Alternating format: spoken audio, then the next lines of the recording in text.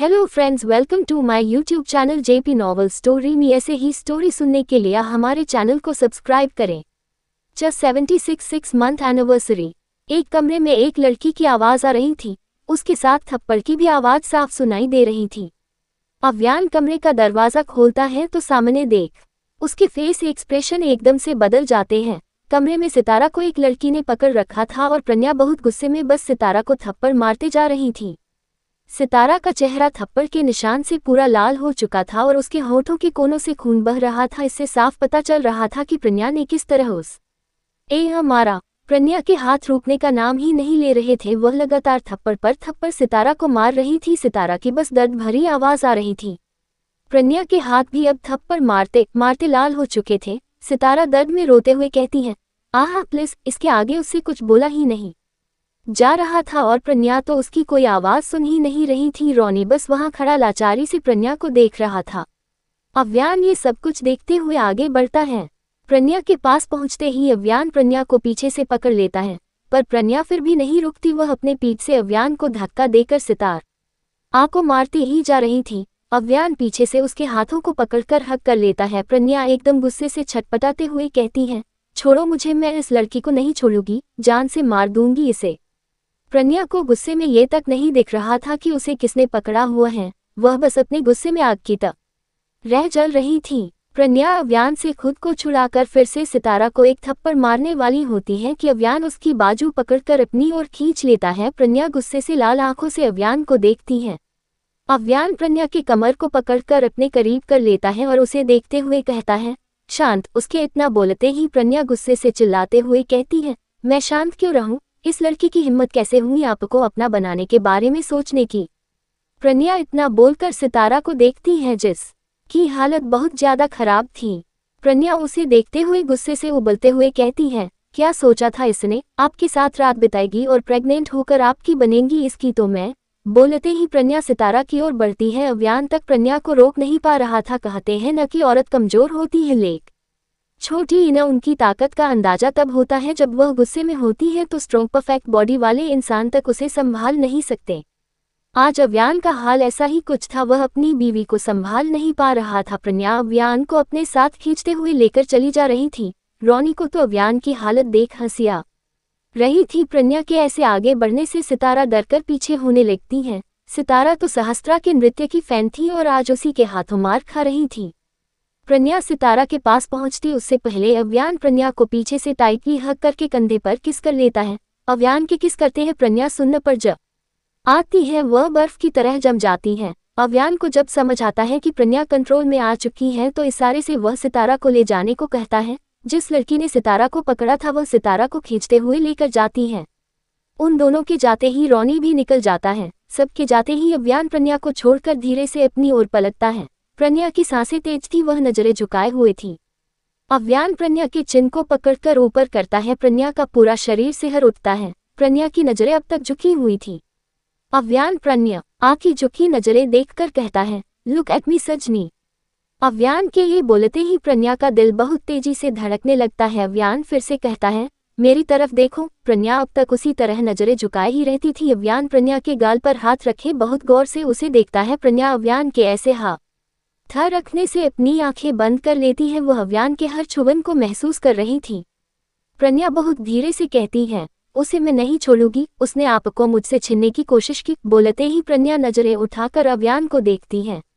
अव्यान प्रज्ञा के आंखों में दिख रही गुस्से को देखता है और उसके करीब झुककर अपनी नाक को प्रज्ञा के नाक से रगड़ते हुए कहता है, मुझे नहीं पता था कि तुम इतनी डेंजरस हो। अब तो लगता है मुझे तुमसे डरना चाहिए। प्रज्ञा के ऐसे करने से अपनी साड़ी को कसकर पकड़ लेती है। अव्यान अब प्रज्ञा के माथे पर किस करके कहता है, मैं सिर्फ तुम्हारा हूँ, हमारे बीच न कभी कोई आएगा और नहीं मैं आने दूंगा। प्रज्ञा अव्यान के बातों में गुम हुई बस उसे ही देखती रहती है। अव्यान प्रज्ञा को एकदम से गोद में उठा लेता है। प्रज्ञा अपने बाहें उसके गले में लपेट लेती है। अव्यान प्रज्ञा को लेकर बाहर जाता है। दोनों कार में बैठ जाते हैं। कार में बैठते ही कार स्पीड से वहां से निकल जाती है। आव्या घर पहुंच चुकी थी। वह रुद्र के मॉम यानी नैना के बारे में सोच रही थी।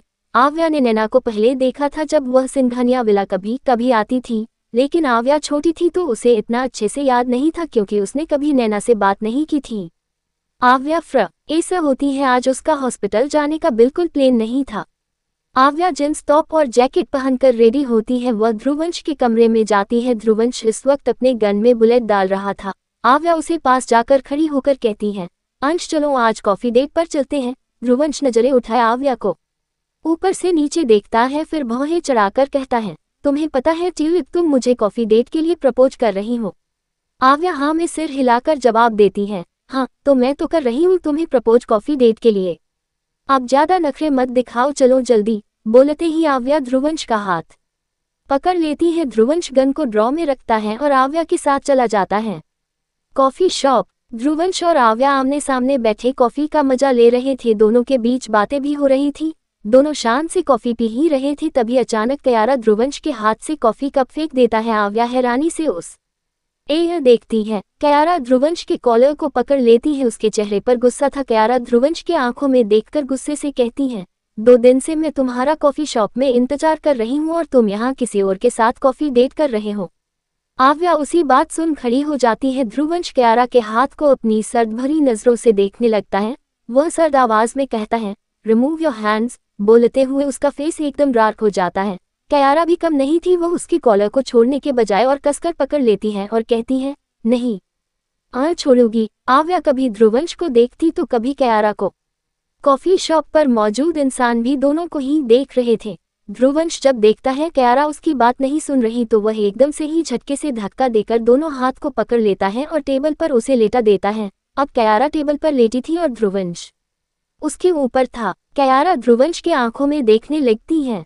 वहां पर मौजूद लोग दोनों का वीडियो बना रहे थे। आव्या को तो इस वक्त हंसी आ रही थी, पर वह खुद की हंसी को कंट्रोल करके रखी हुई थी।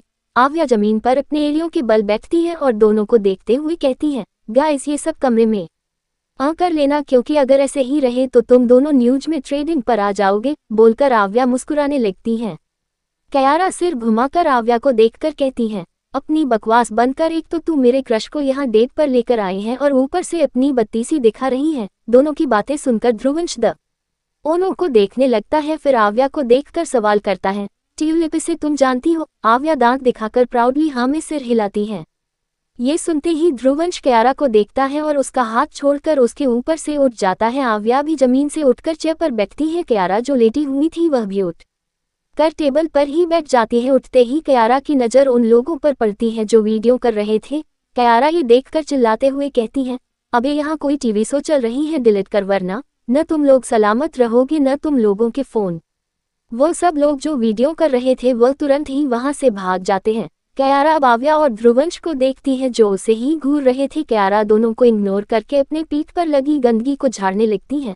आव्या भी कयारा के हरकतों को इग्नोर करके कहती है, अंश ये मेरी दोस्त है कयारा सहगल, कॉल एजा में हम दोनों एक साथ ही थे। ध्रुवंश कयारा के बॉडी लैंग्वेज को देखकर कहता है, अच्छा पर इसे देखकर तो बिल्कुल नहीं लगता कि इसने डॉक्टरी की पढ़ाई के बारे में सुना भी होगा। ये सुनकर आव्या हंसने लगती है। कयारा ध्रुवंश के करीब झुककर कहती है, क्योंकि मुझे डॉक्टरी में कोई इंटरेस्ट नहीं था। आव्या हंसते हुए कहती है, हाँ क्योंकि तुम्हें तो अंश में इंटरेस्ट है। कयारा ध्रुवंश को देखकर पूछती है, तुम्हें मैंने उस दिन शाम को आने के लिए कहा था ना, क्यों नहीं आए? ध्रुवंश उसे इग्नोर करके दूसरी तरफ देखने लगता है। आव्या भी ध्रुवंश को देखती है जिसे कयारा पर जरा भी इंटरेस्ट नहीं था। आव्या ये देखकर शांत हो जाती है। वही कयारा भी ये देखती है तो ध्रुवंश के चेहरे को बहुत गौर से देखती है। कयारा अब टेबल से उठकर चेयर पर बैठ जाती है। आव्या और कयारा बातें करने लगती हैं। ध्रुवंश साइड में जाकर कॉल पर बात करने लगता है। कयारा आव्या से बात करते हुए बार बार ध्रुवंश को देखने लगती है, जो आव्या भी अच्छी तरह से नोटिस कर रही थी। रात हो चुकी थी। अव्यान पूरे दिन प्रन्या के साथ वक्त बिताना चाहता था तो उसने बिता लिया। अब दोनों एक बीच के पास थी जहां रेड रोज और लाइटिंग से वह जगह सजा हुआ था। प्रन्या चारों तरफ उस जगह को देख रही थी। अव्यान एक जगह पर टिककर खड़ा उसे देख रहा था। प्रन्या के चेहरे पर एक सुकून भरी मुस्कुराहट थी। प्रन्या की मुस्कुराहट देखकर अव्यान आगे बढ़ता है और पीछे से उसे हक कर लेता है। अव्यान प्रन्या के पेट पर हाथ रख लेता है। प्रन्या भी अव्यान के हाथ पर अपने हाथ रख लेती है। प्रन्या मुस्कुराते हुए कहती है, कित ना प्यारा है ये सब, क्या ये सब आपने किया? बोलते हुए वह चारों तरफ देख रही थी।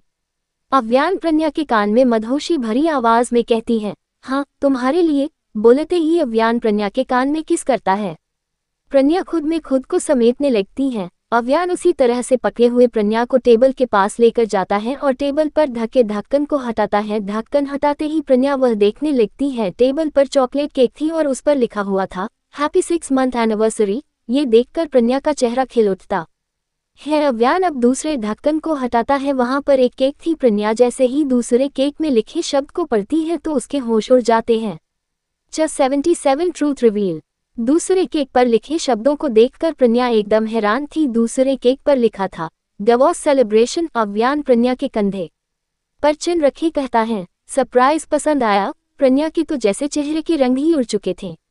अव्यान प्रज्ञा से दूर होकर एक ओर जाता है और म्यूजिक सिस्टम ऑन कर देता है। प्रज्ञा तो अब तक वही जमी हुई थी। अव्यान प्रज्ञा का हाथ पकड़कर अपनी ओर खींचता है जिससे प्रज्ञा उसके सीने से लग जाती है।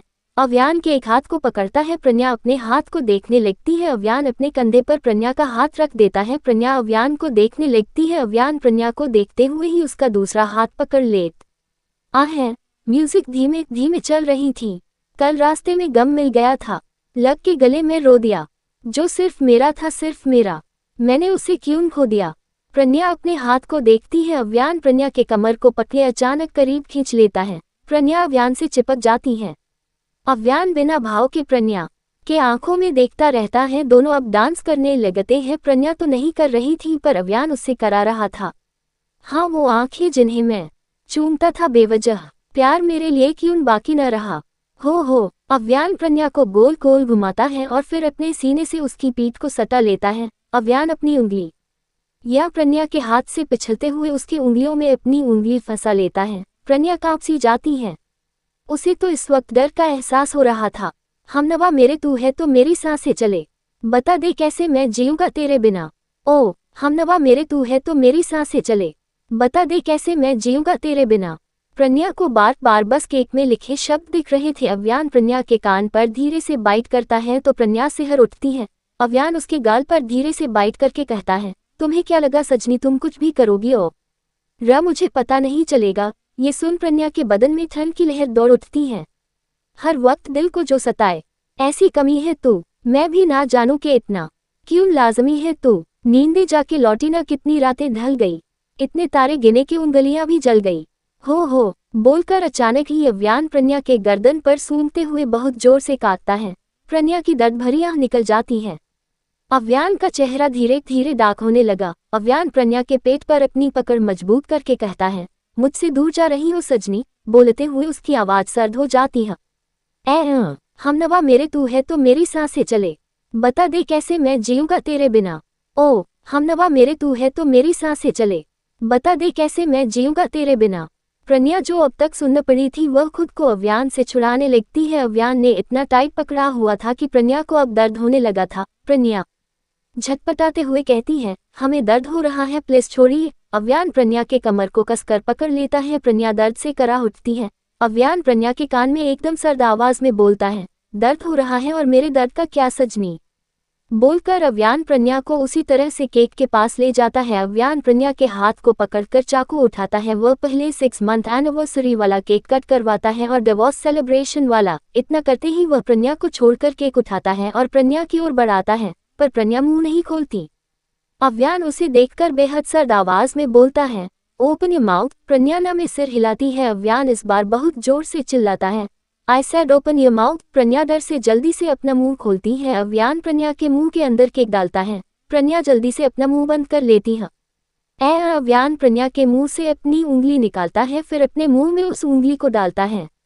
प्रज्ञा को मजबूरी में केक खाना पड़ता है। अव्यान अपने उंगली को चूसते हुए बाहर निकालता है। अव्यान प्रज्ञा को देखता है जो बहुत मुश्किल से अपना मुंह हिलाते हुए केक खा रही थी। कुछ वक्त अव्यान प्रज्ञा को देखता है फिर टेबल पर एक लात मारता है। टेबल पर रखा दोनों केक दूर जा गिरते हैं। प्रज्ञा डर से अपने कदम पीछे कर लेती है।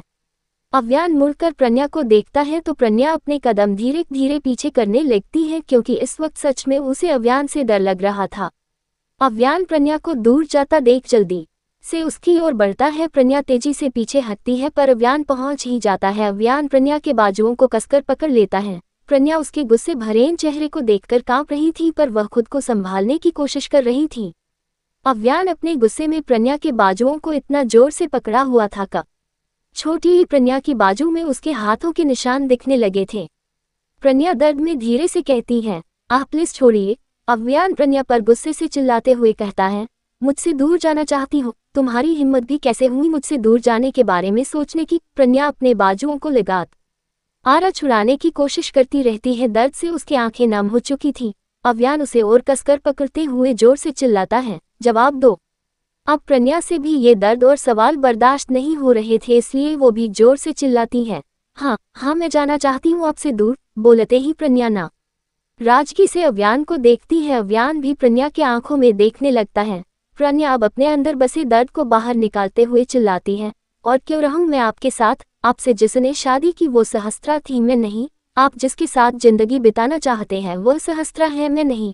मैं आपकी सहस्त्रा नहीं हूँ। बोलते ही प्रन्या के आंखों की नमी गालों पर बह जाती है। अव्यान जैसे ही प्रन्या के आंसू देखता है उसके हाथ ढीले पड़ जाते हैं। प्रन्या की बात सुनकर अव्यान के एक्सप्रेशन चेंज हो जाते हैं। प्रन्या निढाल सी एक कदम पीछे हट जाती है और अपने आंसुओं को बहाते हुए कहती है, और कितना बर्दाश्त करूं मैं ये सब? कब तक और क्यों बर्दाश्त करूं मैं आपके और सहस्त्रा की करीबी को? आपको किसी और के साथ नहीं देख सकती मैं। आप जिसे समझकर मेरे करीब आते हैं वो मैं नहीं हूँ। बोलते हुए प्रन्या रोने लगती है। प्रन्या फर्श को देखकर रोते हुए कहती है, मैं प्रन्या हूँ जिसे आप खुद पहले ही भूल चुके हैं। वो प्रन्या जो आपसे बचपन से प्यार करती है, वो प्रन्या जो सिर्फ आपके बनने की सपना देखती रहती है, वो प्रन्या जो आपकी सजनी बनना चाहती थी। आपके जिंदगी का हिस्सा मैं जरूर हूँ, लेकिन सहस्त्रा के नाम से अब मैं खुद को किसी और की पहचान देकर आपके साथ नहीं रह सकती। इसल छोटी ये मैंने सोच लिया है कि मैं आपसे बहुत दूर चली जाऊंगी। इतना बोलते ही प्रन्या के आंसू तेजी से बहने लगती हैं। अव्यान प्रन्या के करीब जाता है और उसके आंसुओं को पोंछने लगता है। प्रन्या उसे देखने लगती है। अव्यान प्रन्या के आंखों में देखते हुए कहता है, बिना सोचे बिना समझे तुमने ये यह बना ली कि मैं किसके करीब जाना चाहता हूँ और किसके करीब नहीं जाना चाहता। तुम्हें क्या लगता है मैंने तुम्हें पहली बार उस गार्डन में देखा? प्रन्या जैसे ही ये बात सुनती है तो उसे उस दिन की याद आ जाती है जब पहली बार प्रन्या अव्यान से टकराई थी। उस वक्त अव्यान ने अपने पूरे चेहरे को कवर किया छोटे हुआ था। अव्यान प्रन्या के गाल पर हाथ रखे कहता है, 3 साल की उम्र के बाद 6 साल की उम्र में मैंने पहली बार तुम्हें देखा था। तब भी तुम्हारी शक्ल बिल्कुल वैसी थी जैसे 3 साल की उम्र में थी, बस तुम्हारी हाइट बढ़ गई थी। तब से मैं तुम पर नजर रख रहा था। तुम्हारा नाम बदला, तुम्हारी पहचान बदली, पर तुम न बड़ी ये बदली थी। अव्यान के हर एक शब्द प्रन्या के दिल को धड़का रही थी। अव्यान प्रन्या के आंखों में एकटक देखते हुए कहता है, तुम वही प्रन्या थी। मैं तुमसे मिलना चाहता था लेकिन तुम मुझे भूल चुकी थी। तुम्हें तुम्हारा खुद का परिवार याद नहीं था। पता है उस वक्त मुझे कैसा लगता था? जैसे मेरा टूटा हुआ दिल कभी जुड़ना ही नहीं चाहता। वो दिल जो तुम्हारे मरने की खबर सुनकर टूट चुका था। तुम जब पैदा हुई थी और जब तुम्हें मेरे गोद में रखा गया, उसी वक्त से ये दिल सिर्फ तुम्हारे लिए धड़का था, सिर्फ तुम्हारे लिए। प्रन्या एकटक अव्यान के आंखों में देख रही थी। भले अव्यान के चेहरे पर कोई जज्बात नहीं थे, लेकिन वह अपनी जज्बात मुंह से बता रहा था। प्रन्या की धड़कनें बहुत तेज धड़क रही थी क्योंकि वह आज से पहले कभी अव्यान के दिल की बात नहीं जानती थी। अव्यान अपने बातों को आगे बढ़ाकर कहता है, तुम्हारी मुझसे से शादी होना मेरा प्लान था, लेकिन ध्रुवंश को लगता है कि ये उसने किया है। शादी के बाद भी मैं तुमसे दूर रहा क्योंकि तुम्हारे करीब आते ही मुझे तुम्हें सब कुछ याद दिलाने का मन करता है, पर अगर मैं ऐसा करता तो तुम्हारी जान जा सकती थी। इसलिए मैंने कभी किसी को ये पता लगने नहीं दिया कि तुम प्रन्या राठौड़ हो। ध्रुवंश और रैबिट को शक हो चुका था। रैबिट ने तो तुम्हारी डीएनए टेस्ट तक करवाया, लेकिन मैंने वक्त रहते डीएनए रिपोर्ट बदल दी।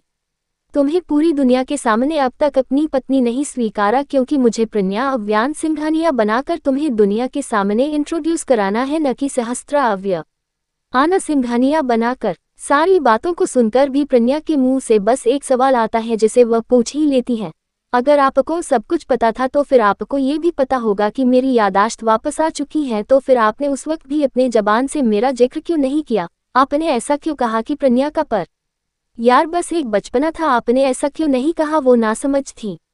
अव्यान एकदम से बोलता है, यादाश्त वापस आ गई है, मुझे उसी वक्त पता चल चुका था। तुम्हारी आंखों ने मुझे सब कुछ बता दिया था। बोलते ही अव्यान रुक जाता है। उसके चेहरे पर अचानक गुस्सा दिखने लगता है। वह अचानक ही प्रन्या को धक्का देता है और कहता है, मुझे लगा था यादाश्त आते ही तुम मुझे सबसे पहले आकर बताओगी, पूरे 18 साल की तड़प दूर करोगी, लेकिन नहीं, तुमने ऐसा नहीं किया।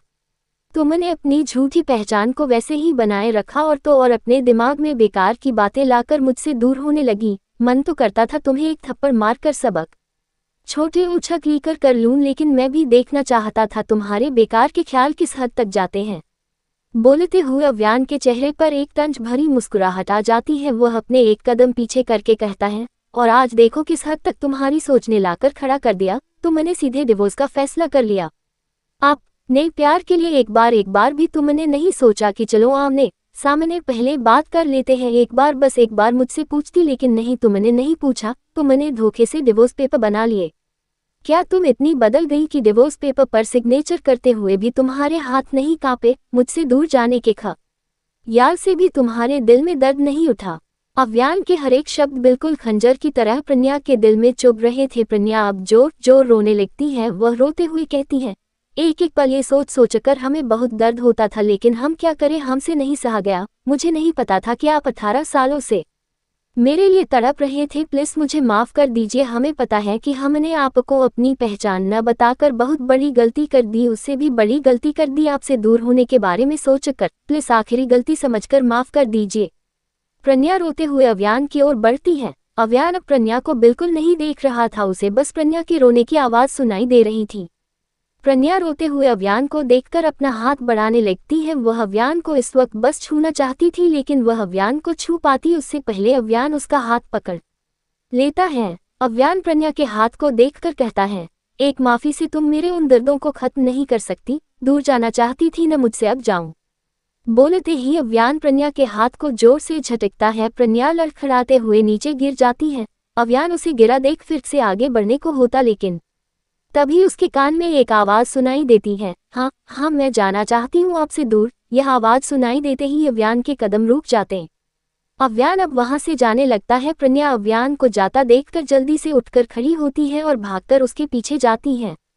अव्यान के कदम गुस्से से आगे बढ़ते चले जा रहे थे। प्रज्ञा उसके पीछे दौड़ती हुई बुलाने लगती है, साजन प्लीज मुझे माफ कर दीजिए। मैं वादा करती हूँ आज के बाद मैं आपको कभी शिकायत का मौका नहीं दूंगी। साजन प्लीज एक बार मुझे माफ कर दीजिए। साजन, प्रज्ञा बोलती ही जा रही थी, लेकिन अव्यान न अब कहाँ सुनने वाला था। उसके कदम बस गुस्से से आगे बढ़ते जा रहे थे। अव्यान कार के पास पहुंचते ही उसमें बैठता है और बहुत तेजी से वहां से चला जाता है। प्रज्ञा कार के पीछे दौड़ते हुए बुलाने लगती है, पर कार अब तक बहुत दूर चली जा चुकी थी। प्रज्ञा घुटनों के बल बैठी अब दूर गई कार को देखती रहती है। प्रज्ञा रोते हुए अपने हाथ चेहरे पर रखकर अफसोस करके कहती है, ये मैंने क्या कर दिया। Just 78 rules wildness. अव्यान के कानों में बस प्रज्ञा के जाने की आवाज आ रही थी। अव्यान का ध्यान रास्तों पर बिल्कुल नहीं था। वह बहुत तेजी से बस अपने गुस्से में कार चलाए जा रहा था। चलाते अचानक उसकी कार बहुत तेजी से पेड़ पर टकराती है। अव्यान का सिर बहुत जोर से स्टीयरिंग पर जा लगता है। अव्यान के सिर पर गहरी चोट लग जाती है, जिस वजह से उसकी आंखें धीरे धीरे बंद हो जाती हैं। दूसरी ओर आव्या किसी कारण से हॉस्पिटल आई थी। वह इस वक्त वापस जा रही थी, पर अचानक उसकी नज़र लिफ्ट की ओर चली जाती है। आव्या को लिफ्ट देखते ही कल की बात याद आ जाती है। उसे उस थर्ड फ्लोर में छिपी नैना के बारे में जानना था। आव्या कुछ देर तक सोचती है, फिर हॉस्पिटल से बाहर निकलती है। आव्या जाकर कार में बैठने को जाती, पर तभी उसकी नज़र धीर पर जाती है, जो बैग में कुछ लेकर जा रहा था। आव्या उसे देखकर कुछ सोचती है, फिर उसे आवाज देकर बुलाने लगती है। धीर पलटकर आव्या की ओर देखता है। आव्या जल्दी से धीर की तरफ जाती है। धीर कंफ्यूज्ड होकर खड़ा था। आव्या उसके पास जाते ही कहती है, कहाँ जा रहे हो। धीर अपनी नजरें हॉस्पिटल के अंदर डालता है, फिर कहता है, वो मैम बस अंदर। बोलते हुए धीर इधर उधर देख रहा था, क्योंकि उसे पता था रुद्रांश के आदमी यहाँ हर जगह मौजूद थी। धीर के ऐसे हकलाने से आव्या अपना हाथ बढ़ाकर धीर के कंधे पर रखती है। आव्या जैसे ही अपने हाथ धीर के कंधे पर रखती है, धीर सामने देखकर डर से जल्दी से पीछे हो जाता है, जिससे आव्या का हाथ उसके कंधे से हट जाता है। आव्या उसे डरा हुआ देखकर पीछे पलटने वाली होती है, लेकिन आव्या पलटती उससे पहले कोई उसका हाथ पकड़ खींच लेता है। आव्या सीधा उसके सीने से टकरा जाती है। आव्या सिर उठाकर देखती है तो उसे रुद्र दिखता है, जो गुस्से से धीर को देख रहा था। रुद्र की बेहद सर्द आवाज उस जगह पर सुनाई देती है। धीर रुद्र के ऐसे बोलने से उसे देखता है, फिर सिर झुकाए कहता है, बट बॉस मैंने अंदर कुछ नहीं पहना है। उसके इतना बोलते ही रुद्र चिल्ला उठता है। रुद्र की तेज आवाज से आव्या भी सहम जाती है। धीर जल्दी से अपनी पहनी हुई शर्ट उतारता है और रुद्र को देखता है। रुद्र अपना हाथ बढ़ाता है तो धीर उसे वह शर्ट दे देता है। धीर अब खुद को ढकने की कोशिश कर रहा था क्योंकि उसे इस वक्त बहुत ज्यादा अनकंफर्टेबल महसूस हो रही थी। वह घर में तो शर्टलेस रह सकता था लेकिन बाहर वही सा तरह नहीं रह सकता। गेट लॉस्ट रुद्र की फिर एक बार आवाज आती है। धीर जल्दी से वहां से चला जाता है। वैसे तो उसे बहुत अनकंफर्टेबल फील हो रही थी पर वह कुछ कर नहीं सकता था। आव्या को धीर की हालत देख बुरा भी लग रहा था और गुस्सा भी आ रहा था। आव्या रुद्र को गुस्से से देखती है। वह उसे कुछ बोले नहीं वाली है कि उसकी नज़र रुद्र के शर्ट पर जाती है। रुद्र के शर्ट पर खून लगा था। ये देखकर आव्या के आंखों में एक घबराहट जन्म लेती है। जैसे ही रुद्र ये देखता है अपनी आंखें बंद करके अपने गर्दन पर हाथ फेरने लगता है। इस ऑरा को देखकर तो आव्या और ज्यादा डरने लगती है। आव्या पीछे होने लगती है पर रुद्र उसे होने नहीं देता। रुद्र आंखें बंद करके ही आव्या का हाथ पकड़ लेता है। आव्या के चेहरे पर साफ दर्द दिख रहा था। रुद्र अपनी आंखें खोल अपनी पहनी हुई शर्ट को फाड़ देता है। शर्ट फटते ही वह उतारकर फेंक देता है। रुद्र आव्या का हाथ पकड़ एक और ले जाता है। अचानक ही आव्या के मुंह से एक आवाज निकल जाती है, प्लीज छोड़ दो। रुद्र इस वक्त शर्टलेस था। रुद्र आव्या को साइड में ले जाकर कार से सटा देता है।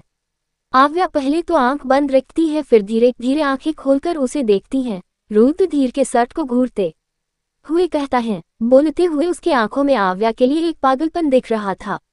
रुद्र पॉकेट के लाइटर निकालता है और धीर के शर्ट को जलाकर फेंक देता है। आव्या बस उस जलते हुए शर्ट को देखती रहती है। रुद्र आव्या का चिन पकड़ अपनी ओर घुमाता है। आव्या की नजरें रुद्र की नजरों से टकरा जाती हैं। रुद्र आव्या के आंखों में देखते हुए कहता है, तुम्हारी नजरें सिर्फ मुझ पर होनी चाहिए। वो हर एक चीज या इंसान जिसे तुम टच करोगी या देखोगी मैं इसी तरह से जलाकर राख कर दूंगा, because I badly possessive for your baby girl. आव्या थोड़ा गुस्सा से कहती है, इसे पजेसिव नहीं पागलपन कहते हैं। रुद्र आव्या के गाल पर हाथ रखे तुरंत बोलता है, वो तो मैं हूँ बेबी गर्ल, तुम्हारे लिए। आव्या का एकदम से पारा चढ़ जाता है। वह रुद्र पर चिल्लाती है, पर मैं तुम्हारी नहीं हूँ समझे तुमने जो मेरे साथ किया उसके बाद भी तुम्हें लगता है कि मैं तुम्हें एक्सेप्ट करूंगी? नो वे। तुम एक हार्टलेस पसंद हो। तुम में दिल नाम जैसे कोई चीज नहीं है। बेकसूरों का जान लेते हो, इतनी बुरी तरह से टॉर्चर करते हो। तुम बिल्कुल अपने डैड की तरह हो। उद्धरण चिन्ह अल्पविराम। आव्या के इतना बोलते ही रुद्र कुछ पल उसे देखता है। उसके बातों को गौर करते हुए रुद्र के मुंह से एक शब्द निकलता है, बेकसूर। ये शब्द बोलते ही रुद्र आव्या से एक कदम दूर हो जाता है।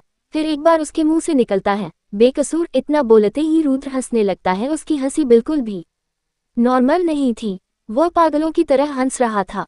रुद्र की हंसी से आव्या का तो डर से शरीर ठंडा पड़ जाता है। रुद्र हंसते हुए आव्या को देखता है फिर हंसी रोक आव्या की ओर कदम बढ़ाते हुए कहता है, too much innocent baby girl. बोलते हुए वह आव्या के करीब जाकर उसके दोनों तरफ अपने हाथ रख लेता है। रुद्र आव्या के मासूम आंखों में देखते हुए कहता है, तुम्हारी क्यूटनेस और इनोसेंटनेस पर तो मैं तुम्हारे लिए पागल हूँ। रुद्र इतना बोल आव्या के नाक पर किस करता है फिर उसके आंखों में देखकर उसके नाक को अपने नाक से रगड़ते हुए कहता है, बेकसूरों को मारना मेरी फितरत में नहीं है। तुमने जो उस फतेह उस कमरे में देखा वो सब कसूरवार थे जिसे कानून या कोर्ट कभी सजा नहीं दे सकती। हॉस्पिटल में हर एक दिन कोई न कोई केसेस आती रहती है। क्या तुम देखती नहीं हो बेबी गर्ल? उस दिन जितने भी लोगों को मैंने मारा वो सब रेपिस्ट थे। उन सब ने मिलकर 8 साल की बच्ची का रेप करके उसे मार डाला, तो कैसे मैं उन पर रहम दिखाता? आव्या ये सोचकर ही नफरत से भर उठती है पर उसे जैसे कुछ याद आता है। वह आंखें खोलकर रुद्र को देखती है। रुद्र और आव्या का चेहरा इस वक्त बहुत करीब था। रुद्र आव्या के आंखों में देखते हुए कहता है, अगर मुझ पर विश्वास नहीं है तो पता कर लो। अगर मैंने एक शब्द भी झूठ बोला है तो हमेशा के लिए तुम्हारी जिंदगी से चला जाऊंगा। पीछे मुड़कर एक बार भी तुम्हें नहीं देखूंगा। रुद्र की यह बात सुन आव्या की आंखें नम हो जाती हैं।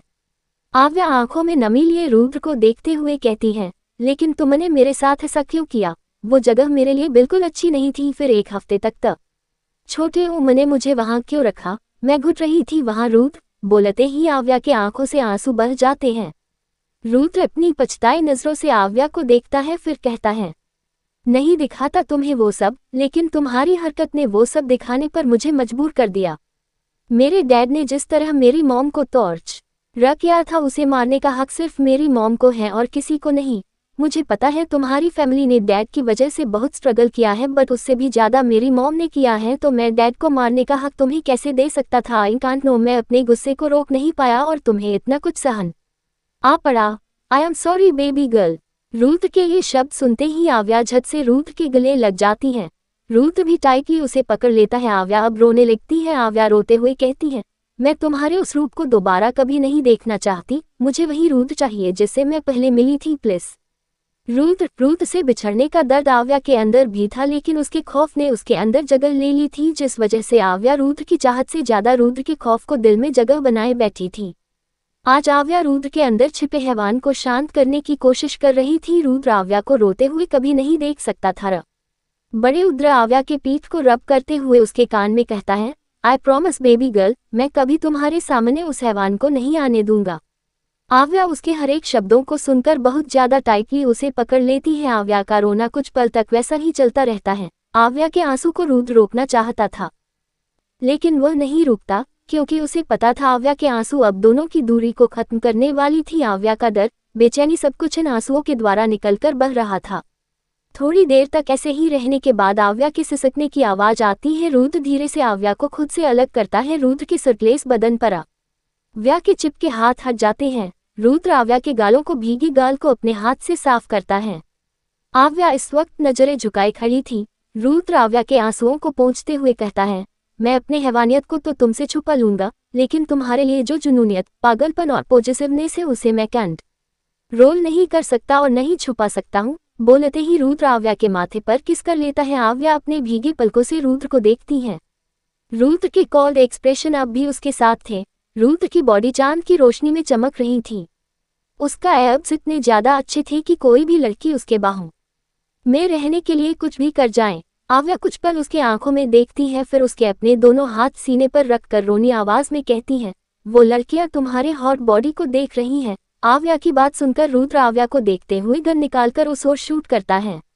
जो लड़कियां रुद्र को देख रही थी वह बुलेट फायर होते ही चिल्लाकर भाग जाती हैं। बुलेट फायर की आवाज आव्या के लिए नॉर्मल थी, इसलिए वह उन सबको भागता हुआ देखती है। रुद्र ने उन सब पर बुलेट नहीं चलाई थी, बस उन्हें डराने के लिए साइड में चला दी थी, वो भी बिना देखे। रुद्र गन को कार के अंदर फेंक कर आव्या के आंखों में देखकर उसे उठा लेता है। आव्या रुद्र के कमर पर अपने दोनों पैर लपेट लेती है। रुद्र कार का दरवाजा खोलता है और अंदर आव्या को लेकर खुद भी जाता है। रुद्र कार का दरवाजा बंद करता है, चारों तरफ कार में पार्टीशन लगा देता है। उसकी कार जहां थी वहां थोड़ा अंधेरा था, बस चांद की रोशनियां रही थी, लेकिन अब कार के अंदर बिल्कुल अंधेरा छा चुका था। उस अंधेरे में आव्या कार के सीट में लेटी थी और रुद्र उसके ऊपर था। आव्या के पैर अब तक उसकी कमर पर लिपटे हुए थे। अंधेरे में रुद्र आव्या को महसूस करते हुए कहता है, तुम्हारे इन होठों का रस पीने की तलब लगी है मुझे, बहुत कंट्रोल किया खूब दको, लेकिन आज नहीं। आव्या भी रुद्र के गर्म सांसों को अपने चेहरे पर महसूस कर पा रही थी। आव्या रुद्र को परमिशन देखने के लिए धीरे से आगे बढ़कर अपने होंठ से उसके होठों को छू लेती, पर रुद्र को तो नॉर्मल किस नहीं चाहिए थी। रुद्र आव्या के ड्रेस की जिप को खोल देता है। आव्या घबराते हुए कहती है, ये कक्के क्या कर रहे हो रुद्र। रुद्र आव्या के ड्रेस को कंधे से सरकाता है और बहुत धीरे से अपने सांसों को संभाले कहता है, डोंट वरी, किस के सिवाय कुछ नहीं करूंगा, बट जब तक मैं सेटिस्फाइड नहीं होता मैं तुम्हें नहीं छोड़ूंगा। कार में दोनों की फुसफुसाते हुए आवाज आ रही थी। रुद्र आव्या के कंधे को पकड़कर उसके गर्दन पर लिक करने लगता है। आव्या का पूरा बदन सिहर उठता है। रुद्र बहुत तेजी से उसके गर्दन को लिक कर रहा था। आव्या को तो ऐसा लग रहा था जैसे वह कोई आइसक्रीम है। रुद्र की जीभ अब आव्या के होठों पर चलने लगती है। धीरे धीरे रुद्र आव्या के होठों को अपने पूरे मुंह में भर लेता है। आव्या के हाथ रुद्र की पीठ पर कसे हुए थे, वह आंखें बंद किए हुई थी। रुद्र जिस तरह बिल्कुल अलग था, उसी तरह से उसकी किस करने का तरीका भी बहुत अलग था। रुद्र आव्या के होठों को वाइल्डली किस कर रहा था। आव्या की बहुत हल्की सिसकी निकल रही थी, जो कार में साउंड पुफ होने की वजह से वही दब रही थी। रुद्र आव्या को किस करते हुए अपनी तड़प को दूर कर रहा था। रुद्र इतना ज्यादा वाइल्ड था कि आव्या से सहना मुश्किल होता जा रहा था। आव्या का मुंह रुद्र के मुंह के कब्जे में था, पर फिर भी आव्या बहुत धीरे धीरे बोलने की कोशिश कर रही थी। आहा रुद्र की वाइडनेस वक्त के साथ बढ़ती जा रही थी। रुद्र किस ही कर रहा था, लेकिन उसकी किस इतनी रफ थी कि आव्या के होंठ और गर्दन लाल हो चुके थे। किस करते करते सुबह के 4 बज जाते हैं।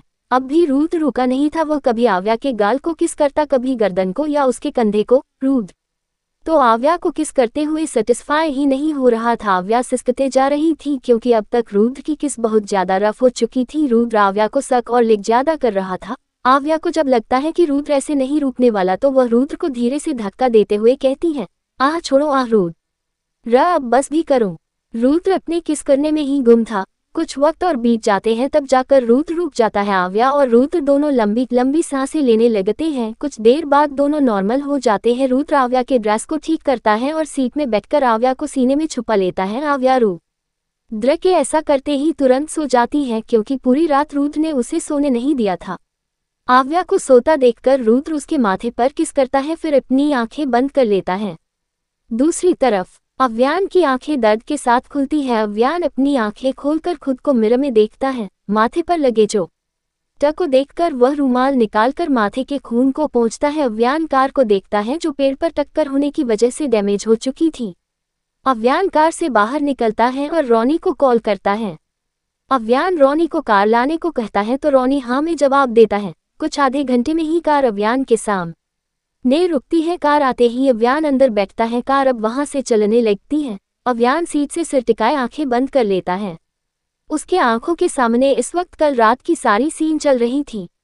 कार में न्यूज चल रही थी। अव्यान का तो पूरा ध्यान अब तक कल रात के बातों में था, लेकिन एक न्यूज से उसकी आंखें खुल जाती हैं। न्यूज में एक हेडलाइंस दिख रही थी जिसमें बताया जा रहा था तट के किनारे एक लड़की की लाश मिली है, जिसके कंडीशन को देखकर समझ आ रहा है कि किसी ने उसे मारकर उस पानी में फेंक दिया। उसके गले में मंगलसूत्र भी देखा गया है, जिससे साफ समझ आ रही है कि वह एक शादीशुदा थी। न्यूज के हेडलाइंस को देख अव्यान का दिल बहुत तेजी से धड़क उठता है। न्यूज में फोटोज भी दिखाई जा रही थी और एक रिपोर्टर कह रही थी कुछ दूरी पर यह जगह बहुत ही अच्छे तरीके से सजा हुआ है, लेकिन यहाँ पर गिरे केक को देखकर समझ आ रहा है शायद हस्बैंड वाइफ के बीच कोई झगड़ा हो गया था। क्या मदद करने वाला उसका खुद का हस्बैंड था। ऐसी हेडलाइंस देखकर तो अव्यान के अंदर एक डर बैठ जाता है। न्यूज में उसी जगह को दिखाया जा रहा था जहां कल अव्यान और प्रज्ञा थे।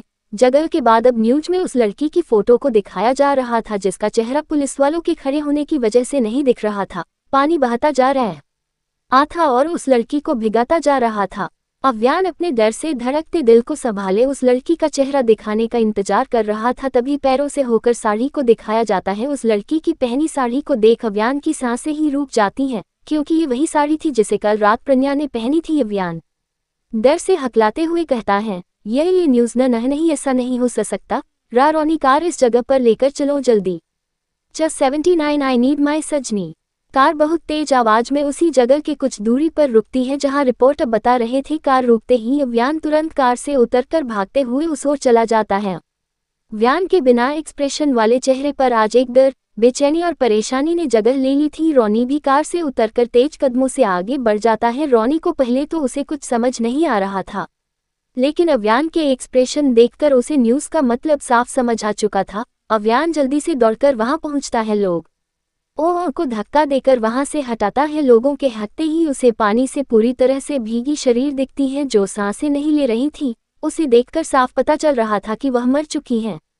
अव्यान की सांसें जैसे वही थमते थमते बच जाती हैं, क्योंकि मरी हुई वो लड़की प्रज्ञा नहीं थी बल्कि कोई और थी, जिसने प्रज्ञा जैसी ही साड़ी पहनी थी। अव्यान उसे देखकर 2 कदम पीछे हट जाता है। उसके दिल को एक पल के लिए ये देख सुकून मिलता है कि प्रज्ञा को कुछ नहीं हुआ है। वहां पर खड़े लोग अव्यान को देखते हैं, फिर उस लड़की को देखते हैं। रोनी उस लड़की को देखकर इंस्पेक्टर से बात करता है। अव्यान तो अब बस खुद को शांत करने में लगा हुआ था। उसने अपनी आंखें बंद करके रखी हुई थी।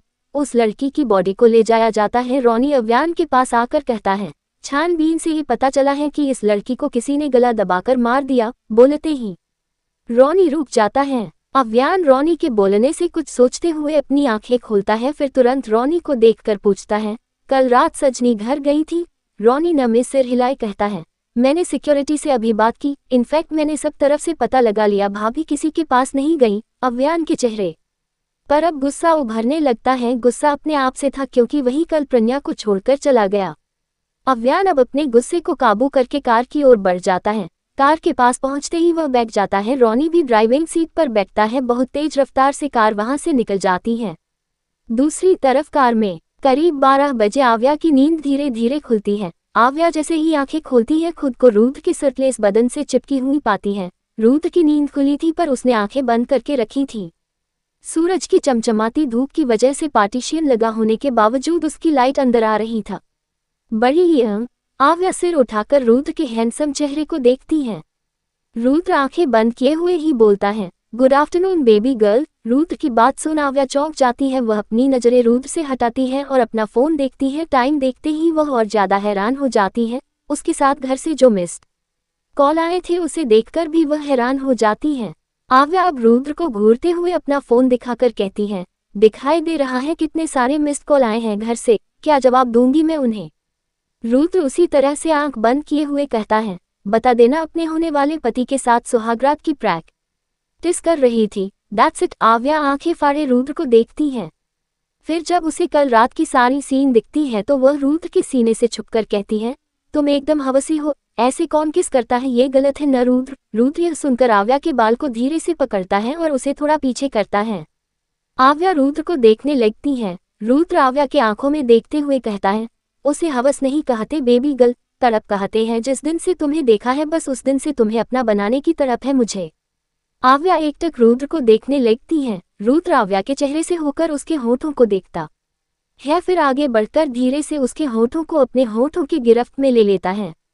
आव्या की पकड़ एकदम से रुद्र के कंधे पर कस जाती है। वह अपनी आंखें बंद कर लेती है। रुद्र बहुत सॉफ्टली आव्या को किस करने लगता है। आव्या भी धीरे धीरे रुद्र का साथ देने लगती है। कुछ आधे घंटे बाद रुद्र आव्या के होठों को धीरे से छोड़ता है और उसके पर किस करके पीछे हट जाता है। आव्या अपनी आंखें खोलती है और रुद्र को देखती है। रुद्र आव्या के होठों को सहलाते हुए कहता है, इन होठों पर मेरे होठों के अलावा किसी के होंठ नहीं होने चाहिए, अदरवाइज मैं खुद को हैवान बनने से रोक नहीं पाऊंगा।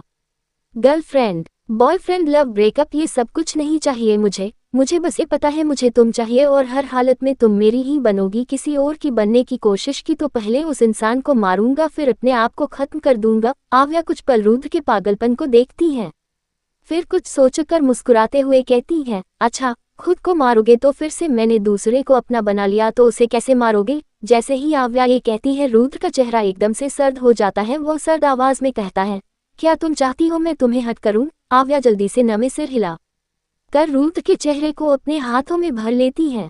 आव्या रुद्र के आंखों में देखते हुए कहती है, तुम्हें पता है रिलेशनशिप खराब कैसे होती है, ब्रेकअप कैसे होती है। ट्रस्ट, जब एक दूसरे पर ट्रस्ट करना खत्म हो जाता या फिर लड़का या लड़की का मन भर जाता है, जब गलतफहमी उत्पन्न होने लगती है।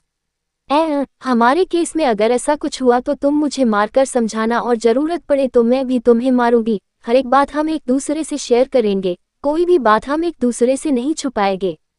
अगर मैं किसी भी बात से नाराज हुई तो तुम मुझे तुरंत मनाओगे और तुम हुए तो मैं तुम्हें मनाऊंगी, और अगर दोनों हुए तो दोनों मनाएंगे, कोई पीछे नहीं हटेगा। तुम्हें समझ आ रहा है न कि मैं तुम्हें क्या कहना चाह रही हूँ। बोलते हुए आव्या रुद्र के एक्सप्रेशन को गौर करने लगती है।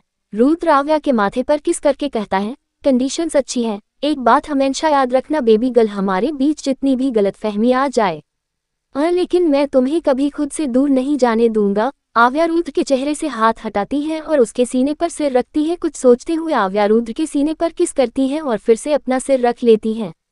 रुद्र अपना फोन निकालकर धीर को कॉल करता है और कुछ इंस्ट्रक्शन देकर कॉल कट करके आव्या को पकड़ लेता है।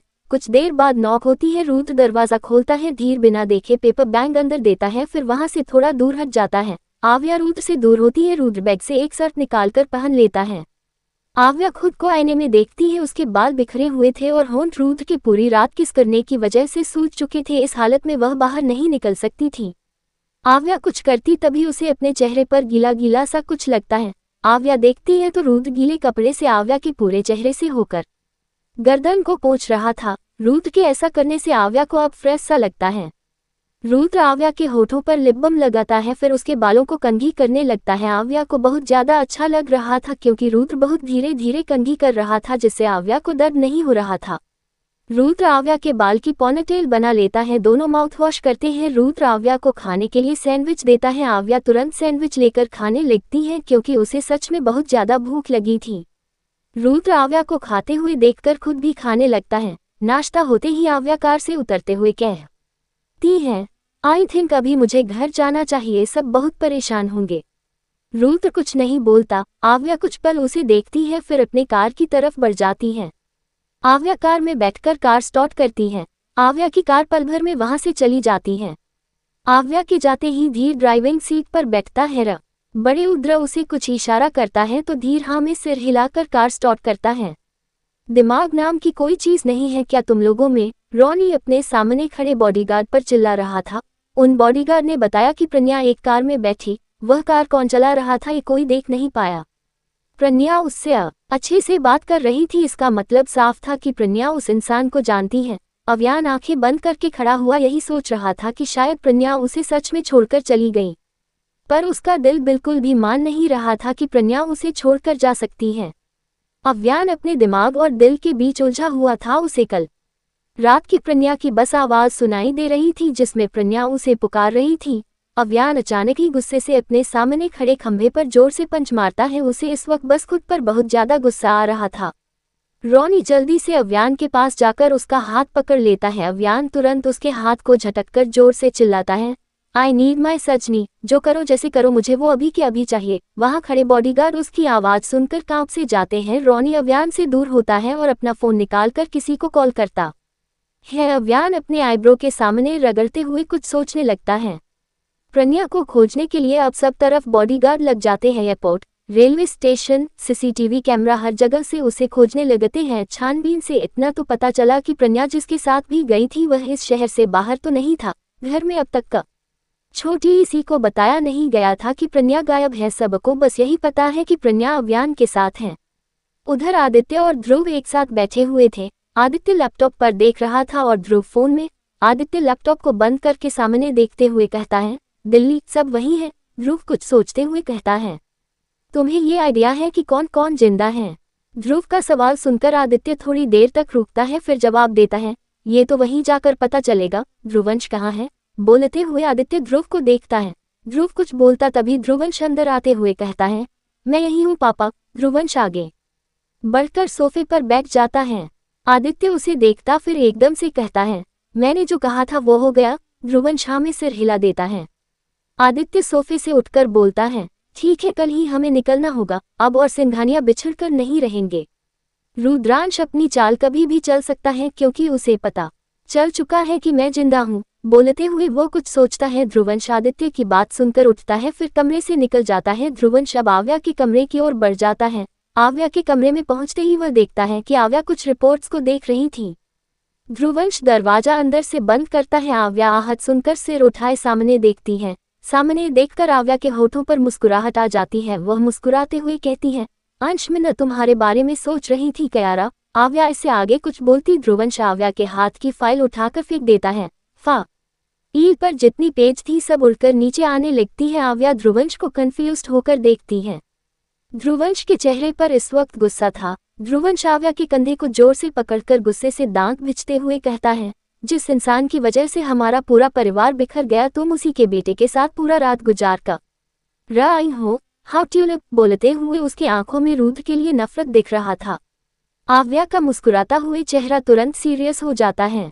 ध्रुवंश रात की बात को याद करते हुए कहता है, कल रात मैं हॉस्पिटल गया था तुम्हें पिन करने, बट तुम तो उस कमीने के बाहों में कार के अंदर घुस गई। मैंने बहुत इंतजार किया लेकिन तुम तो अंदर उसके साथ मजे कर रही थी। वक्त का पता कैसे चलेगा तुम्हें? बहुत मजा आया होगा ना तुम्हें? उसने हर जगह छुआ, तुम्हारे साथ सब कुछ कर लिया, प्रोटेक्शन यूज किया था, या प्रेग्नेंट करके ऐसे ही छोड़ देगा तुम्हें? आव्या अचानक ही ध्रुवंश को धक्का देती है और उस पर जोर से चिल्लाती है, shut up, just shut up. तुम्हारा दिमाग खराब है अंश, क्या बक रहे हो? समझ भी आ रहा है तुम्हें? ध्रुवंश भी एकदम से बीच में बोल पड़ता है, बक नहीं रहा हूँ, सच बता रहा हूँ। जो मैंने आंखों से देखा वही बता रहा हूँ। बिना का पद के एक लड़का और लड़की बंद कार के अंदर और क्या कर सकते हैं? आव्या ध्रुवंश को घिन से देखते हुए गुस्से से कहती है, कितनी गंदी सोच है तुम्हारी अंश। आई कांट बिलीव दैट कि तुम ऐसा कुछ भी सोच सकते हो। ओ गॉड। बोलते हुए आव्या अपना सिर पकड़ लेती है। आव्या को कुछ समझ नहीं आ रहा था कि वह ध्रुवंश के बात पर कैसे रिएक्ट करे। आव्या ध्रुवंश का चेहरा देखती है तो उसे उसकी बात सुनाई देती है। आव्या उससे कहती है, तुम अभी यहाँ से जाओ, मुझे रेस्ट करनी है। ध्रुवंश उसकी ये बात सुनकर तंज भरी मुस्कुराहट लिए कहता है, हाँ अभी तो रेस्ट करनी ही है, पूरी रात जो रेस्ट नहीं करने दिया उसने तुम्हें। आव्या फ्रस्ट्रेट होकर चिल्लाती है, just get out my room. Dhruvansh फिर कुछ बोलने को होता है कि तभी आव्या फिर से जोर से चिल्लाती है, आई सेड गेट आउट अंश, कुछ मत बोलो, जाओ यहाँ से, मुझे तुमसे कोई बात नहीं करनी। ध्रुवंश एक पल आव्या को देखता है, फिर गुस्से से दरवाजा खोलकर बाहर निकलता और बहुत ही जोर से दरवाजा को बंद करके चला जाता है। आव्या दरवाजे को देखती है, फिर निढाल सा बेड पर बैठ जाती है। आव्या अब फर्श को एकटक देखने लगती है, तभी उसका फोन रिंग होता है। आव्या फोन को देखती है जिस पर रुद्र का नाम शो हो रहा था। आव्या बस फोन को देखती रहती है। बार बार फोन रिंग होता जा रहा था, पर फिर भी आव्या कॉल रिसीव नहीं करती। आव्या फोन को साइड में रखती है, फोन रिंग होती रहती है। आव्या चुपचाप वैसी की वैसी बैठी रहती है, पर तभी अचानक ही आव्या के आंखों से आंसू की बूंदें गालों पर बह जाती हैं। 80 मैडनेस। एक अंधेरे कमरे में एक हल्की सी लाइट में प्रन्या फर्श पर जख्मी हालत में लेटी हुई थी। उसकी आंखें बंद थी, उसके पैर और हाथ रस्सी से बंधे हुए थे। उसे देखकर साफ समझ आ रहा था कि इस वक्त वह बेहोश है। कमरे में एकदम सन्नाटा था। उस सन्नाटे में दरवाजा खुलने की आवाज सुनाई देती है। दरवाजा खुलते हुए बंद होता है और किसी के कदम प्रन्या की ओर बढ़ने लगती हैं। उसके हाथ में एक जग था, उसके बाल पीठ पर लहरा रहे थे, जिससे ये समझ आ रहा था कि वह एक लड़की है। उसके कदम बढ़ते हुए प्रन्या के पास रुकती हैं। हल्की सी रोशनी में उस लड़की का चेहरा नहीं दिख पा रहा था, क्योंकि उसने लाइट का पीठ करके रखी थी। वह लड़की जग के पानी को प्रन्या के चेहरे पर डालने लगती है। उसके ऐसा करने से बेहोश प्रन्या को होश आने लगता। प्रन्या अपनी चिपकी पलकों को धीरे धीरे खोलती है। आंखें खुलते ही उसे सारी चीजें धुंधला दिखने लगती हैं। वह लड़की पानी का जग एक झटके में फेंक देती है। प्रन्या की नजरें अब साफ होने लगती। प्रन्या नजरें उठाए उस लड़की के चेहरे को देखती है और अविश्वास होकर बोलने की कोशिश करती है, काजल तुमने मुझे। इतना बोलते ही प्रन्या खांसने लगती है। उसके सामने खड़ी लड़की और कोई नहीं, प्रन्या की दोस्त काजल थी। प्रन्या उसे देखते ही अपने दिमाग पर जोर देते हुए कल रात की बात सोचने लगती है। फ्लैशबैक। अव्यान के जाने के बाद प्रन्या अफसोस करते हुए घुटनों के बल बैठी हुई थी। उसकी आंखें नम थी और वह धीरे धीरे कह रही थी, I am sorry Sajan, please वापस लौट आइए ना, मैं अब से ऐसा नहीं करूंगी। अव्यान के छोड़ने के गम में प्रन्या पूरी तरह से डूब चुकी थी। कुछ 1 घंटे बाद वह लड़खड़ाते हुए उठती है, क्योंकि वह उठने तक का हिम्मत खो चुकी थी। प्रन्या के बाल पूरे बिखरे हुए थे, उसकी साड़ी भी अब नीचे जमीन तक आ रही थी। प्रन्या बेसुध सी अपनी कदम धीरे धीरे बढ़ाती है, उसकी साड़ी जमीन को साफ करते हुए आ रही थी। प्रन्या के कुछ कदम चलते ही एक कार उसकी ओर ही आ रही दिखती है, जिसे देखते ही प्रन्या को आश उठती है कि यह अव्यान है, लेकिन वह कार उस ओर चली जाती है जहां सजावट हुई थी। कार से एक लड़का और लड़की उतरती है। उन दोनों को देखकर प्रन्या की सारी आश टूट जाती है। वह मुड़कर फिर से वहां अपनी कदम बढ़ाती है। रोड पर प्रन्या बेसुध सी हालत में चलती जा रही थी। एक सुनसान सा रोड था, पर प्रन्या को किसी का डर नहीं था। वह बस चलती ही जा रही थी। कुछ देर बाद उसके पास कार आकर रुकी। प्रन्या कार के अंदर बैठी काजल को देखती है। काजल प्रन्या को देखकर कहती है, सहस्त्रा, कहाँ जा रही हो तुम और ये क्या हालत बना रखी है अपनी? बोलते हुए का प्रन्या को ऊपर से नीचे तक देखती है। प्रन्या रूखा सा जवाब देती है, वो मैं ऐसे ही टहल रही थी। काजल उसे गौर से देखती, फिर अपनी कार में बैठने के लिए कहती है। प्रन्या भी बिना कुछ सोचे समझे बैठ जाती है। जल कार स्टार्ट करती है और ड्राइव करते हुए ही पूछती है, हस्बैंड के साथ झगड़ा हो गया क्या? प्रन्या गहरी सांस लेकर जवाब देती है, हाँ यार, मेरी बेवकूफ़ी की वजह से झगड़ा हो गया। पता नहीं अब सब ठीक कैसे होगा। मुझे कुछ समझ ही नहीं आ रहा कि मैं उन्हें कैसे मनाऊं। आई रियली लव हिम, मैं उन्हें बिना नहीं जी सकती। बोलते ही प्रन्या अपने चेहरे को हाथों से ढक लेती है। वही प्रन्या की बात सुनकर काजल के एक्सप्रेशन चेंज होने लगे थे। उसके चेहरे पर गुस्सा दिखने लगा था। काजल प्रन्या को एक जगह पर ले जाती है। प्रन्या घर को देखते हुए कहती है, ये घर किसका है? काजल एक फ्लावर पॉट उठाती है और कहती है, मेरे अंकल की है, मुझे यहाँ कुछ काम था तो मैं यहाँ रुकने की सोची। प्रन्या ये सुनकर काजल की ओर पलटने ही वाली होती है कि काजल एकदम से प्रन्या के सिर पर जोर से वह फ्लावर पॉट मारती है। प्रन्या एक चीख के साथ नीचे गिर जाती है। उसके आंखों के सामने धुंधला सा छा जाता है। प्रन्या काजल को देखने की कोशिश करती है, पर देख नहीं पाती। उसकी आंखें धीरे धीरे बंद होने लगती हैं। प्रन्या अब पूरी तरह से बेहोश हो जाती है। Flashback and. प्रन्या ये सब सोच ही रही थी, तभी काजल एड़ियों के बल बैठकर उसे एक अलग ही नज़र से देखने लगती है।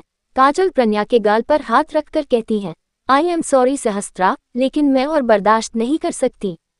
मैं कोशिश कर रही थी खुद को समझाने की। बोलते हुए काजल का बड़ी ही आवाज में एक अजीब सी वाइब्स आ रही थी, लेकिन मैं नहीं कर पाई। यार, मैं तुझे तेरे पति के साथ नहीं देख सकती। देख सहस्त्रा, अब तुझे मरना होगा, क्योंकि तू तेरे पति और मेरे बीच आ गई है। तू जब तक नहीं मरेगी वो मेरा नहीं हो पाएगा। काजल ये सब बिल्कुल पागल की तरह बोल रही थी। वहीं प्रन्या ये सब जैसे ही सुनती है, उसे हैरानी के साथ बहुत ज्यादा गुस्सा आने लगता है। प्रज्ञा गुस्से में एकदम भारी आवाज में कहती है, क्या कहा तूने? साजन को अपना बनाएंगी? उनके बारे में सोचा भी तो जान ले लूंगी तुम्हारी। वो सिर्फ मेरे हैं, समझी तुम? प्रज्ञा के आंखों में गुस्से ज्वालामुख बड़ी ई की तरह फटता हुआ नजर आ रहा था। प्रज्ञा की बात सुनकर काजल बोलती है, अफसोस, मेरी जान लेने से पहले मैं तेरी जान ले लूंगी। बोलकर काजल बिल्कुल पागलों की तरह हंसने लगती है।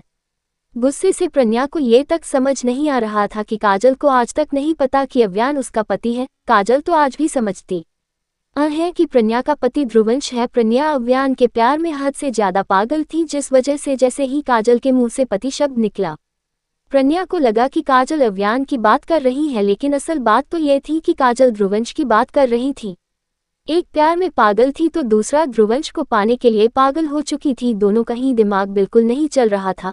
काजल प्रज्ञा के जबड़े को पकड़कर जोर से दबाते हुए कहती है, तेरा पति सिर्फ मेरा है। उसके इतना बोलते ही प्रज्ञा का खून खौल उठता है। वह झटपटाते हुए खुद को छुड़ाने लगती है। दूसरा कोई अव्यान को अपना कहे, ये प्रज्ञा कभी बर्दाश्त नहीं कर सकती थी। प्रज्ञा को झटपटाते हुए देखकर काजल हंसते हुए कहती है, छटपटा छटपटा, जितना छटपटाना है छटपटा। काजल प्रज्ञा के जबड़े को छोड़कर उठती है। काजल वहां से चलते हुए एक ओर जाती है। प्रज्ञा उसे देखते हुए लगातार खुद का और रस्सी से छुड़ाने की कोशिश करती है पर कर नहीं पाती। एकदम से प्रज्ञा की नज़र जग के टूटे टुकड़े पर जाती है। प्रज्ञा एक नज़र काजल को देखती है जो कबर्ड में कुछ देख रही थी। प्रज्ञा जमीन पर रगड़ते खिसकते हुए उस ओर जाती है। प्रज्ञा कांच के पास पहुंचती है। अब उसके लिए वह उठाना मुश्किल हो रहा है था क्योंकि उसके हाथ पैर बंधे हुए थे। प्रज्ञा कांच को उठाने के लिए पलटती है। वह जैसे ही पलटती है कांच उसके कमर में घुस जाता है। प्रज्ञा के मुंह से हल्की आह निकल जाती है। प्रज्ञा उस चोट को इग्नोर करके दूसरा कांच टुकड़ा बहुत मुश्किल से उठाती है जो थोड़ा बड़ा था। प्रज्ञा दोनों हाथों से उस पकड़कर रस्सी को काटने लगती है। इस दौरान उसका हाथ भी बुरी तरह से कट रहा था, लेकिन उसे इस बात की कोई चिंता नहीं थी। काजल कबर्ड अपनी अजीब से एक्सप्रेशन लिए चक्कू की धार चैंक कर रही थी। कबर्ड में चक्कू की बाजार लगी हुई थी और काजल प्रज्ञा को मारने के लिए एक धारदार चक्कू ढूंढ रही थी। दूसरी तरफ अव्यान को पता लग चुका था कि प्रज्ञा कहाँ है। काजल प्रज्ञा को लेकर शहर से बाहर नहीं गई थी, जिस वजह से अव्यान को प्रज्ञा को ढूंढने में ज्यादा दिन नहीं लगे। अव्यान अकेला इस वक्त कार ड्राइव कर रहा था। उसकी कार इतनी ज्यादा स्पीड में चल रही थी कि गलती से भी उसके सामने कुछ आ जाए तो उसके चिथड़े उड़ जाएं। उसके पीछे रॉकी के साथ कुछ बॉडीगार्ड्स थे। रॉनी को अव्यान की इस वक्त सबसे ज्यादा फिक्र हो रही थी। उसकी स्पीड ड्राइविंग देखकर रॉनी की हालत खराब हो रही थी। अव्यान के चेहरे पर इस वक्त कोई एक्सप्रेशन नहीं थे, बस वह हवा को चिरते हुए अपनी कार को आगे बढ़ा रहा था। इधर आखिरकार काजल को प्रज्ञा को मारने के लिए अच्छी चाकू मिल ही जाती है।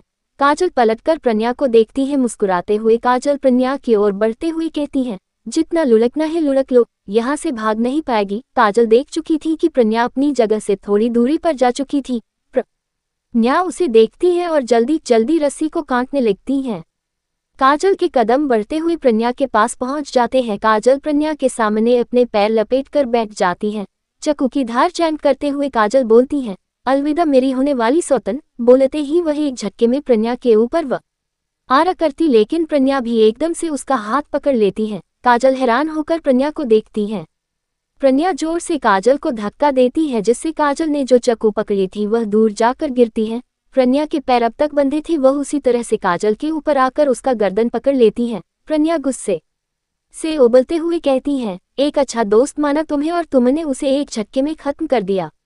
मेरी सौतन बनेंगी तू। बोलते ही प्रज्ञा उसकी गर्दन को छोड़कर गाल पर एक जोरदार थप्पड़ मारती है। प्रज्ञा रुकती नहीं है, वह काजल के बाल को पकड़कर खींचती और फिर बार बार थप्पड़ मारने लगती। उसके दर्ज आग को काजल ने भड़काया था। उसी आग से प्रज्ञा काजल को जला रही थी। काजल खुद को छुड़ाने की कोशिश कर रही थी। अचानक ही वह अपने घुटनों से प्रज्ञा के उसी जगह पर मारती है जहां कांच घुसा था। काजल के ऐसा करते ही कांच प्रज्ञा के कमर और ज्यादा घुस जाता है। प्रज्ञा के मुंह से दर्द भरी आहनी कल जाती है और वह रुक जाती है। इसी का फायदा उठाकर काजल प्रज्ञा को अपने ऊपर से धक्का देती है। प्रज्ञा झटके से फर्श पर लेट जाती है। अब काजल प्रज्ञा को मारने लगती है। काजल उसे मारते हुए चिल्लाती है, दोस्त दोस्त तो मैंने भी तुझे माना था, लेकिन धोखा देने पर तूने मुझे मंजूर किया। मुझे तुम्हारा हस्बैंड चाहिए, वो सिर्फ मेरा होगा और तेरे होते हुए वो मेरा नहीं हो सकता। फिर एक बार अव्यान को अपना कहता देखकर प्रज्ञा का गुस्सा सिर पर चढ़ जाता है।